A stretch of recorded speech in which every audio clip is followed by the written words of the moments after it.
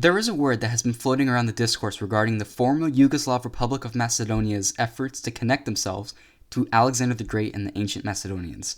That word is Antiquization. I'm not going to go into too much depth into Macedonia here because there's a video on that already explains that very well, which I'll link in the description. But, in brief, Macedonia is building things such as the Alexander the Great Airport to establish a link between the modern-day country and ancient Macedonia.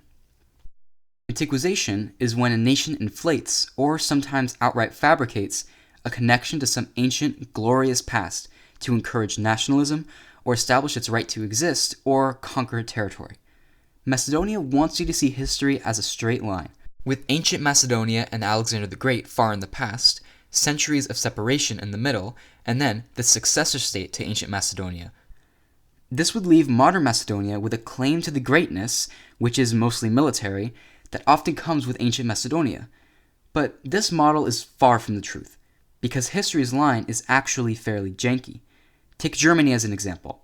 They were a monarchy until 1919, then the Weimar Republic for under 2 decades, then Hitler's Third Reich for 1, briefly under Allied occupation, then split between the West and the East in the Cold War.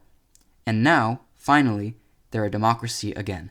This reality about history encourages nations to fabricate a clear connection to a past greatness. This word has only been used in relation to Macedonia, but in this video, I'm going to show you how it manifested in other cases. This appeared in Russia with regards to their language, interestingly. In the 18th century, Russian nobles were abandoning their language in favor of French en masse. Russian was scolded for being mean and useless in comparison to French, which was used across Europe at the time and praised consistently. Those who wished to give Russian its honor back embarked on an effort of Antiquization. They created histories in which a centuries-old Proto-European language, Slovenian, was actually the ancestor to Russian. These scholars fabricated a grand and noble history of their language, thinking that this would justify its use.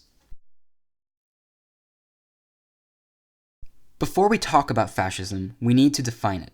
We all know the examples, but the fundamentals are more elusive. What traits are needed to create a fascist state? After reading some of Robert Paxton's book, The Anatomy of Fascism, I got a better grasp of it. Paxton argues that fascism is a system based on the primacy of the group, which is often founded on its historic destiny, and a sense of victimhood that justifies any action to redeem the group.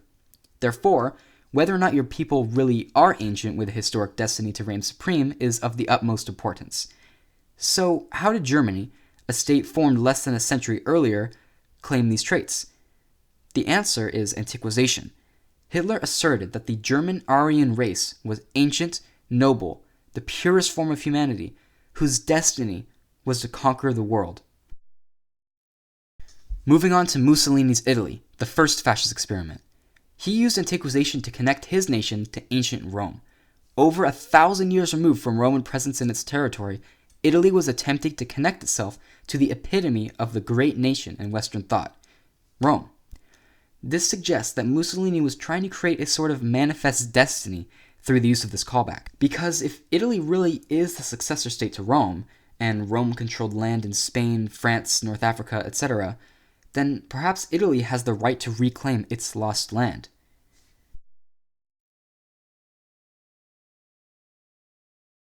Antiquization has manifested itself countless other times across the globe. Just recently, for example, China put up the world's largest Confucius statue. This suggests the attempt to connect modern China to its ancient roots. Though if you look at modern China, one that has gone through a period of republicanism and currently one of communism, it seems very far removed from that imperial China of antiquity. There's a stigma towards communism today in Western culture that doesn't really exist for ancient China in the same way. One motive for building the world's largest Confucius statue could be to remind the world that he was indeed Chinese, and all of the philosophical exploits associated with him belong to China. Modern Russia is participating in Antiquization as well. Recent years have seen Russian-backed intervention in Ukraine to bring it into the Russian fold. Historian Timothy Snyder argues in his book, The Road to Unfreedom, that this is in part due to what he calls the Russian politics of eternity. He points to a speech by Putin in which he states that there is a spiritual unity between Russians and Ukrainians as one people group. Putin justifies this claim by pointing to the ancient medieval Rus kingdom and its ruler Volodymyr being baptized in Kiev, the capital of modern Ukraine, creating justification that the states should be united as they once were.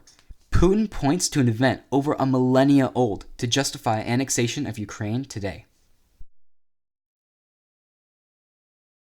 Looking at this in the bigger picture, Antiquization is, in essence, an effort to use past greatness as justification for current events. That is a flimsy argument. To explain this, I want to add something to the German timeline from the introduction. Is the Germany at the end of the timeline the same Germany that was at the beginning? After so many government changes and conflicts, could modern Germany justifiably point to Bismarck as a sign of military greatness? Or, to go further, could they point to Frederick the Great of Prussia, Germany's ancestor state? What about those who kept the Romans out of ancient Germany?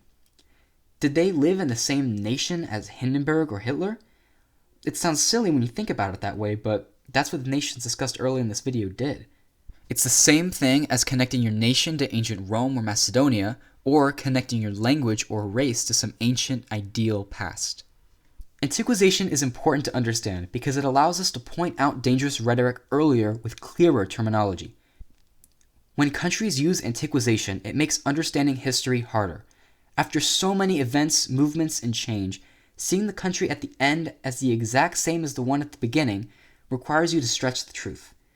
When a nation begins to construct a historic greatness and destiny to regain that greatness in the future, perhaps even acting bellicose about it in the case of Putin, we can now rightfully point that out with its own term, Antiquization. Thank you for watching Hippity Hoppity History. This was a real fun one to research, and it's new to me to make an argument instead of creating a narrative as I have in my past videos.